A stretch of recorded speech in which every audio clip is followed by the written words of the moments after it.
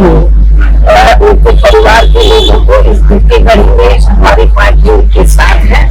और उनका एक बेटा है, बेटी शादीशुदा और बेटा भी, सब मुझे बहुत आदर सम्मान देते हैं।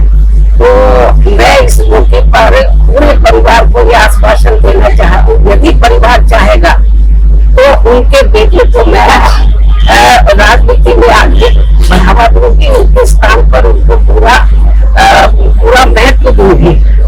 हालांकि ये मौका ऐसा कहने का नहीं है, लेकिन फिर भी मैं उनको जो है उनके परिवार को ये दुख की घड़ी में राजनीति में वो काफी सक्रिय रहे, समाज में लोगों की बहुत सेवा करते रहे।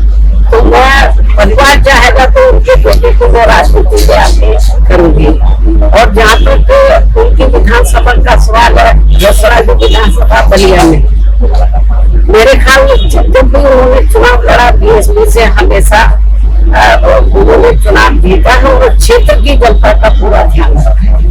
पूरे क्षेत्र में वो हर सुख की घड़ी में वहाँ की जनता के साथ है और हमेशा उन्होंने हर मामले में वहाँ की जनता का पूरा ध्यान रखा है। और मुझे लगता है उनकी विधानसभा के क्षेत्र के लोग भी चाहेंगे कि अब वो नहीं रहे हैं, उनके बेटे को बढ़ावा दिया जाए।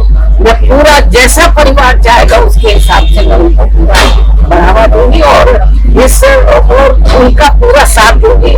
मुझे मालूम है कि महिलाएं अंदर बहुत दुखी है, उनकी बेटी, उनका बेटा, उनके विशेष मतलब रिश्ते नाते सब दुखी है। और जब कल मुझे ये सूचना मिली तो मैं भी काफी दुखी थी। बीच में मैं एक बार देखने के लिए भी आई थी, तबियत ज्यादा ठीक नहीं थी, लेकिन वो इतना मुझे मानते थे अपनी रियल सिस्टर की तरह कि एक बार उनको लगा कि बहन जी को बहुत दिन हो गया देखे तो मुझे मिलना चाहिए।